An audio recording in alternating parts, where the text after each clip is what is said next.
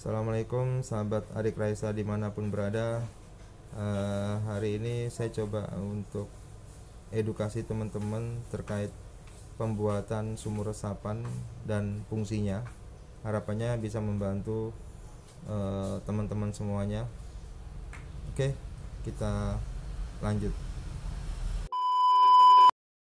Dalam pembuatan sumur resapan, kalau lahan kita luas, sumur resapan ini bisa ditaruh di halaman belakang atau halaman depan. Air yang masuk ke resapan, kedalamannya disesuaikan dengan kapasitas atau ya produksi limbah rumah tangga kita. Misalkan satu hari kita pakai air bisa mencapai 1 sampai 2 tandon atau mungkin 1500 liter, ya kedalamannya menyesuaikan. Kalau fungsi sumur resapan ini ditambah dengan membackup air hujan yang jatuh, ya diharapkan bisa lebih dalam lagi ya. Nah, ini di sumur resapan ini bagian bawah kita kasih batu kerikil, kita kasih ijuk bagian atasnya ya. Tujuannya agar air limbah yang jatuh ke dalam sumur ini, kan biasanya ada yang mengandung minyak atau mungkin kotoran, sabun dan sebagainya. Itu di saat jatuh ke dalam sumur ini tidak menutupin pori-pori daripada sumur resapan yang ada di dasar atau di dinding daripada sumur resapan, sehingga dia bisa tertahan di atas permukaan atau di ijuknya.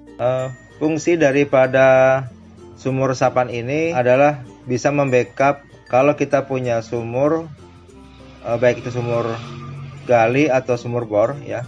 Kan biasanya kita kalau pakai sumur itu air sumur itu akan tersedot setiap hari ya.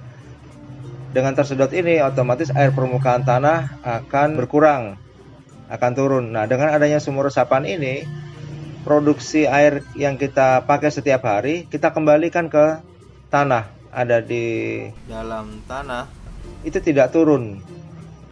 Jadi seimbang antara yang kita tarik sama yang kita kembalikan. Harapan lain juga kita menstabilkan ketinggian air di dalam tanah.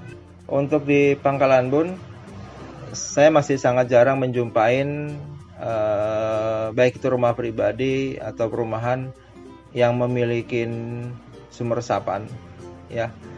Ini sendiri saya coba adopsi dari instansi Rumah Sakit Sultan Imanuddin Pangkalan Bun, di mana waktu itu saya lihat rumah sakit membuat sumur resapan ya. Nah, akhirnya saya coba terapkan di perumahan yang saya bangun. Jadi setiap unit yang saya bangun, saya akan siapkan sumur resapan dengan kedalaman ya relatif ya. Itu kurang lebih 1,30 meter sampai 1,50 meter. Jadi menyesuaikan kapasitas daripada produksi rumah tangga. Dan ini saya buat dari beton ya. Beton.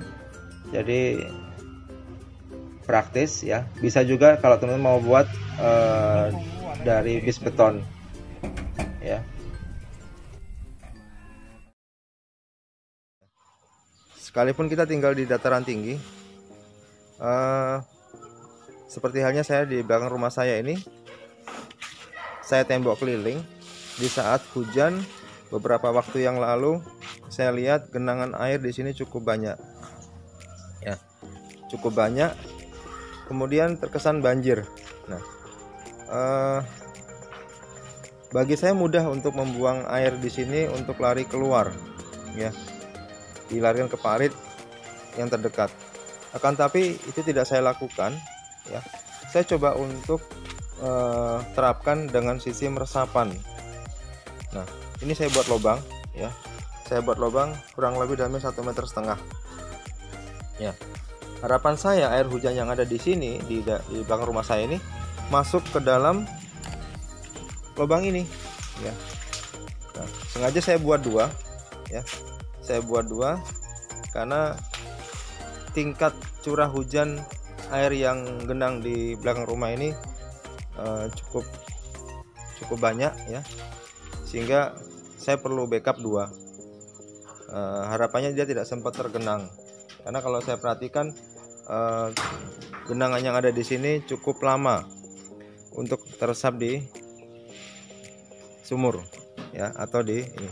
Nah, kenapa saya selalu pergunakan resapan ya untuk mengalihkan air hujan atau limbah cuci piring, baju di setiap properti yang saya milikin?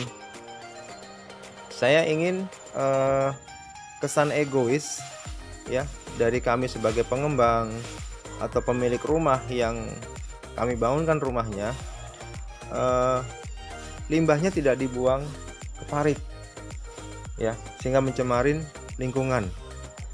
Atau bisa jadi minimal air hujan yang ada di lingkungan dia, di rumah dia, juga tidak semuanya selalu dibuang ke parit. Sebagian dialihkan ke resapan. Nah, resapan ini akan sangat membantu pemerintah dalam hal mengatasi banjir ya.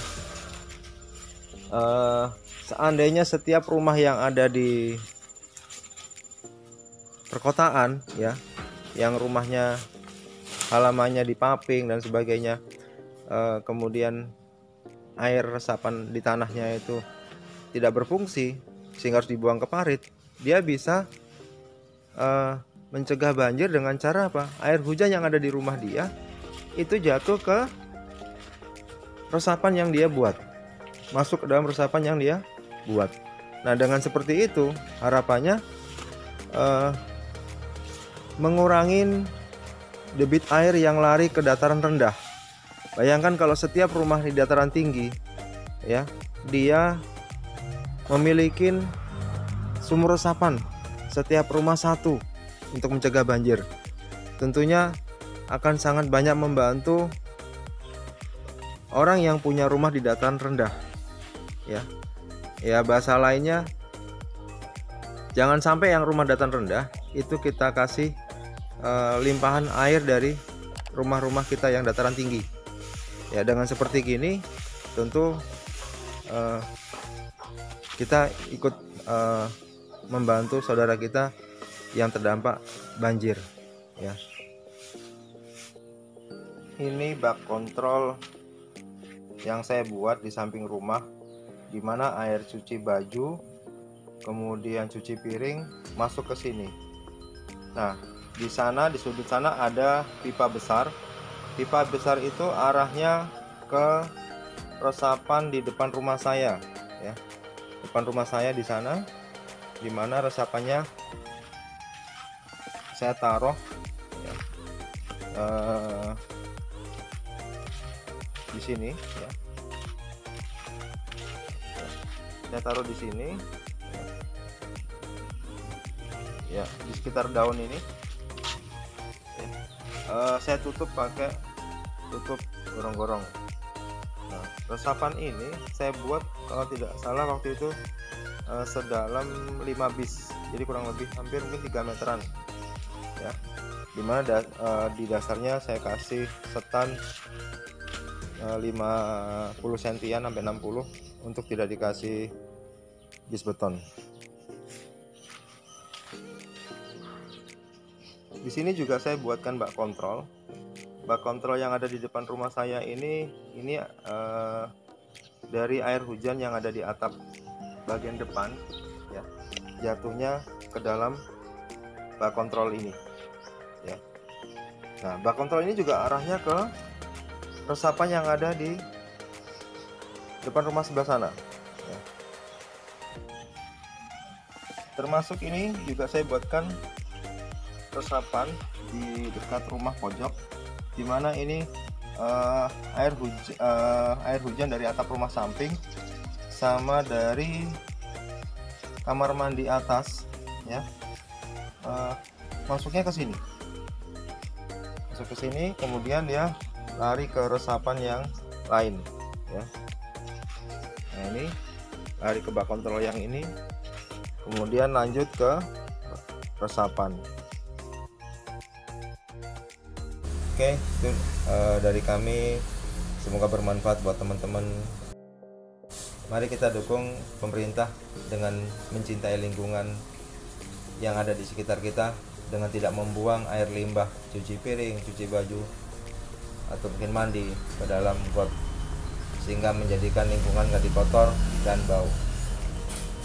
Oke, wassalamualaikum warahmatullahi wabarakatuh.